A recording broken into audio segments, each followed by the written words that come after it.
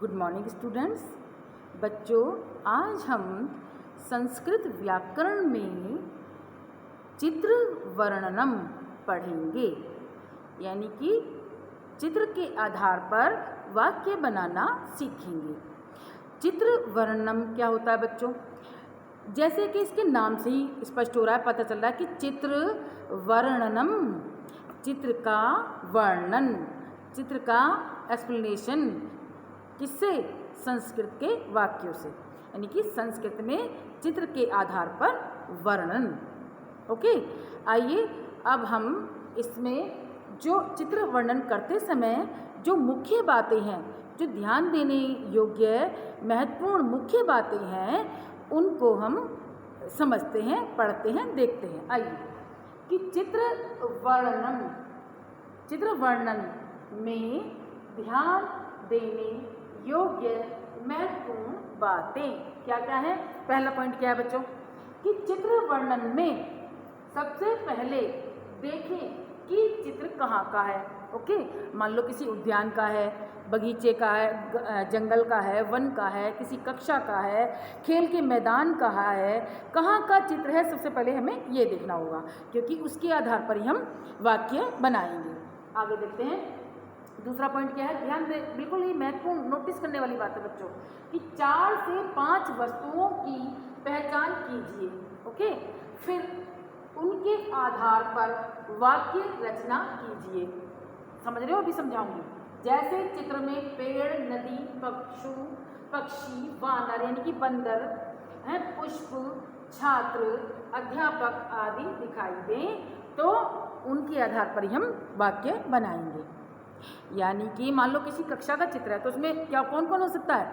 छात्र दिखाई देंगे, अध्यापक दिखाई देंगे, ब्लैक बोर्ड होगा, पढ़ाने का सामान यानी कि दृश्य श्रव्य सामग्री है ना, जिन चीज़ों से हम पढ़ाते हैं, जिनको टूल्स को हम यूज़ करते हैं वो होंगे। तो उन्हीं के आधार पर एक एक सेंटेंस बना देंगे, हमारे 5 सेंटेंस हो जाएंगे।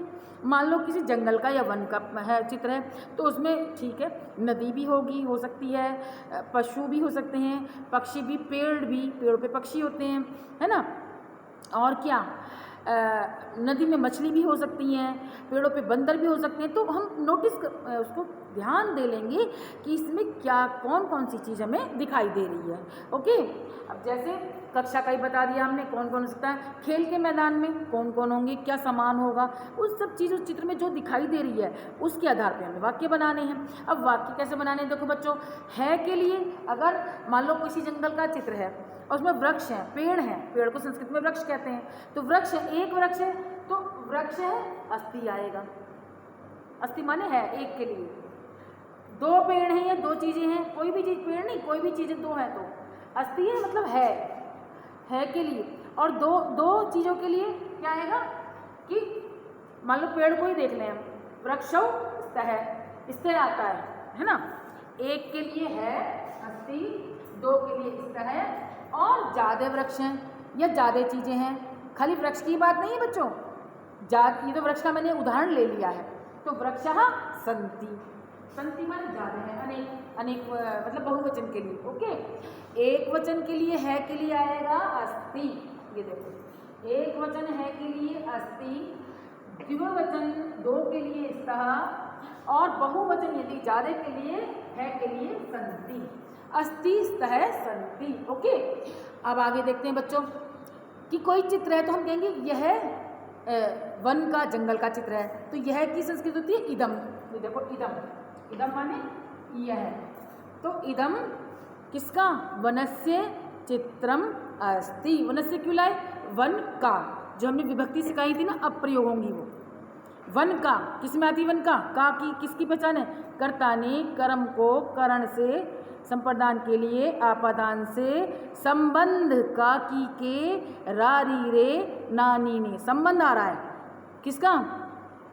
कि वृक्ष का चित्र, किसका? वृक्ष का किससे जुड़ा हुआ है? वृक्ष से। तो वृक्ष में आएगी कौन सी विभक्ति? छठी, षष्ठी विभक्ति। तो षष्ठी का एक वचन है ना, वृक्ष चित्र, उसका जंगल का, वन का है तो वन एक है, तो षष्ठी का एक वचन लेंगे। षष्ठी का एक वचन वन का होगा वनस्य। इदम चित्रम वनस्य अस्ति या इदम वनस्य चित्रम अस्ति। ओके, इदम वनस्य चित्रम अस्ति, यह वन का चित्र है। जहाँ भी का की जिस शब्द से लग जाएगा वहाँ षष्ठी विभक्ति लगेगी। फिर हम देख लेंगे एक वचन है, द्विवचन है या बहुवचन है। ओके, तो वन जंगल एक वचन है तो हम क्या लाए, वनस्य। इसलिए हमें रूप याद होनी चाहिए।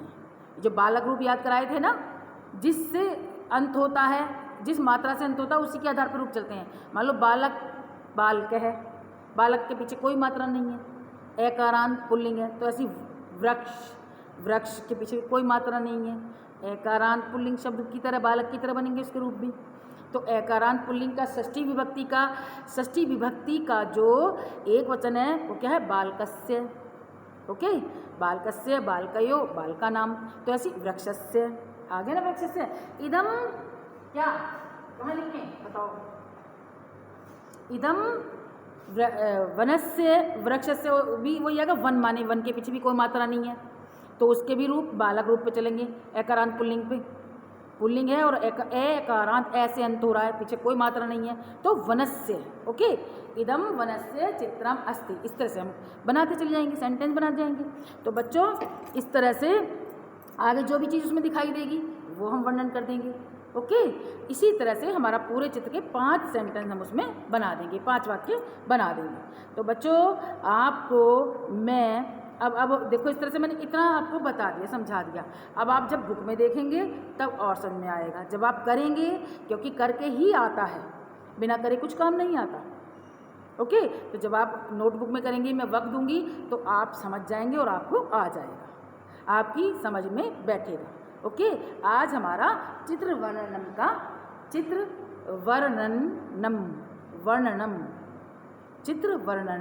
ओके का टॉपिक पूरा होता है, शीर्षक प्रकरण पूरा होता है और मैं इसका वर्क आपको करने के लिए दे दूंगी। बच्चों मिड टर्म में कंपल्सरी रूप में कोई सा भी चित्र वर्णन आ सकता है। ओके, जो मैं दूंगी आप करते जाएं। Okay okay.